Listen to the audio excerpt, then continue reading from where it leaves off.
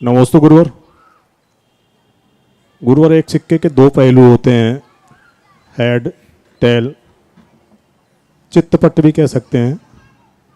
लेकिन उन दोनों, हम उसको किसी दौर से भी देखें, हमारा दृष्टिकोण दोनों के प्रति समान होता है। ऐसे ही हमारे जीवन में ऐसे अनेक निमित्त उपस्थित होते हैं जहाँ दो पहलू आ जाते हैं, सुख दुख, उल्टा सीधा, ऊपर नीचे, सुख दुख आदि अनेक शब्दों से इन दो पहलुओं को परिभाषित किया जा सकता है। लेकिन उन सबके प्रति हमारा दृष्टिकोण वहाँ पर समान नहीं होता है।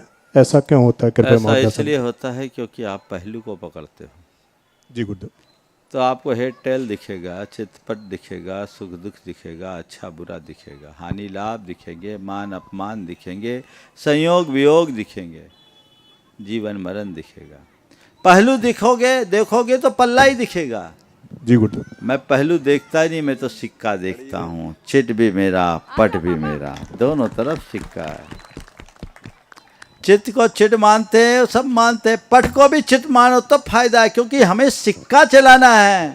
जी गुरुदेव। और समाज में सिक्का किसका चलता है? जिसमें एक पहलू होता है उसका, कि दो पहलू होता है उसका?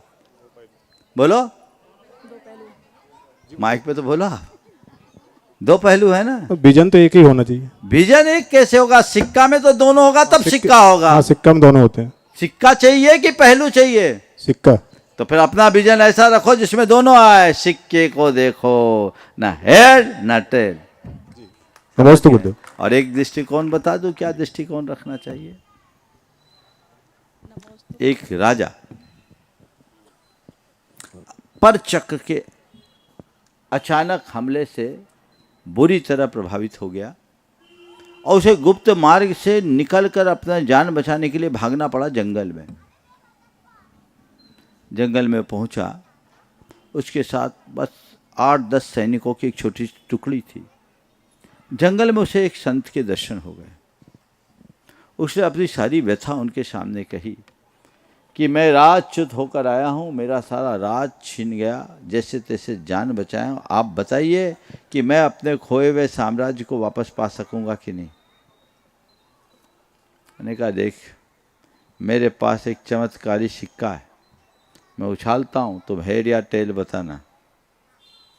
तुम हेड या टेल बताना, मैं बता दूंगा कि तुम जीत पाओगे या नहीं। उसने सिक्का उछाला, अपने झोले से निकालकर संत ने सिक्का उछाला। राजा ने कहा हेड, सिक्का गिरा, निकला हेड। संत ने आशीर्वाद देते हुए कहा, जाओ विजयी भव, तुम्हारी विजय सुनिश्चित है, तुम्हें कोई नहीं हरा सकता। राजा कुछ दिनों गुप्त रूप में रहकर अपना सैन्य संगठन तैयार किया, योजनाबद्ध तरीके से वापस हमला किया और विजयी होकर वापस राजगद्दी को प्राप्त किया। सीधे गुरु चरणों में आभार प्रकट करने के ख्याल से पहुंचा और कहा, आपकी कृपा से मैंने अपना खोया हुआ साम्राज्य पा लिया। आपका किन शब्दों में आभार व्यक्त करूं? सब आपकी कृपा का फल है। बोले, मैंने क्या किया? तुमने इतनी अच्छी योजना लड़ाई लड़ी तो तुम्हें मिला? बोले, नहीं, आपने आशीर्वाद दिया, आपके सिक्के ने मुझे जिता दिया। तो ठीक है। बोले, राजा से कहा, हाथ उठाओ, हाथ करो। राजा ने हाथ किया। संत ने झोले से वही सिक्का निकाला, राजा के हाथ में रखा। देखा हेड था। संत ने कहा, इसको पलटो। उधर भी हेड था। राजा भौचक रह गया। संत ने उसे सफलता का मंत्र देते हुए कहा, अपनी झोली में ऐसा ही सिक्का रखो जिसमें हेड तो हेड हो ही, टेल भी हेड हो, तो जीवन में आनंद आएगा।